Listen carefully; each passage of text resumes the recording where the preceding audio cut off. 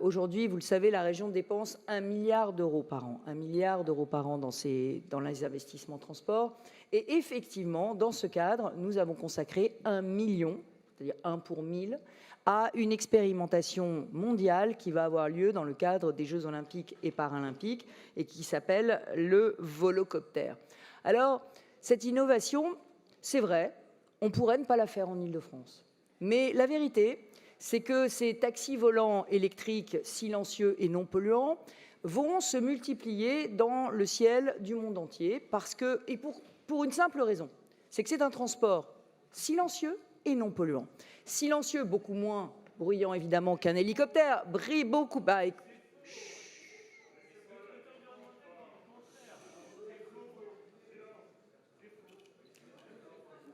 En fait, il y a un truc, Monsieur Péjon, ça s'appelle le respect. Je ne sais pas si on vous l'a appris, petit, à l'école. Voilà. Le respect, c'est juste savoir écouter quand on répond poliment à votre question. Bon. Bien. Monsieur Péjon.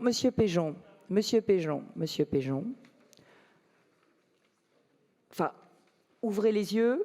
Ouvrez vos oreilles, hélicoptère, volocoptère, diesel, électrique, pollution, pas pollution, bruit, pas bruit. Voilà, c'est tout. Il n'y a pas besoin d'avoir des rapports pour le dire. C'est du bon sens. Alors maintenant, ce volocoptère sera donc silencieux, beaucoup plus silencieux qu'un hélicoptère et beaucoup moins polluant. C'est une initiative, une innovation mondiale. La question, mes chers collègues, c'est voulons-nous être à la pointe de l'innovation en matière de transport? Voulons-nous être à la pointe de l'innovation en matière de technologie? Voulons-nous trouver la solution pour notamment les transports sanitaires à l'intérieur de nos villes? Parce que la vérité, c'est que le volocoptère appliqué au transport sanitaire peut sauver des vies. Il peut sauver des vies parce qu'il peut permettre d'amener de manière verticale dans les hôpitaux du cœur de Paris des personnes qui auraient été victimes, par exemple, d'accidents de la route sur une des routes pénétrantes dans Paris. Donc oui, à des transports sanitaires moins polluants et plus silencieux pour entrer dans Paris.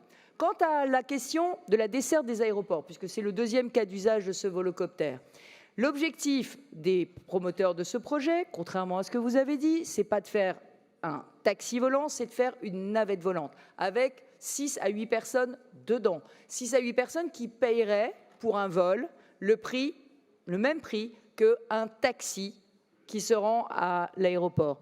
Eh bien, je suis désolée, mais si on arrive à mettre 8 personnes dans un volocoptère silencieux et non polluant électrique, plutôt que de mettre 8 taxis sur la route de l'aéroport, eh bien, nous aurons atteint un des objectifs de la région qui est de limiter la pollution atmosphérique.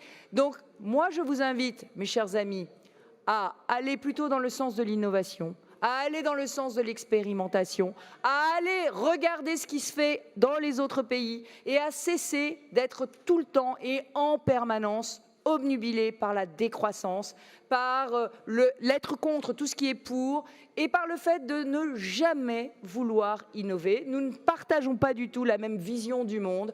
Moi, je crois que dans la science se trouve un certain nombre des solutions aux problèmes de la planète. Vous pensez le contraire, vous pensez qu'il vaut mieux revenir à la bougie. Eh bien non, on ne reviendra pas à la bougie. Et oui, on va continuer à se déplacer et j'espère de façon plus silencieuse et moins polluante. C'est tout l'objet de cette expérimentation volocoptère que je demande à la région de soutenir. Je vous remercie.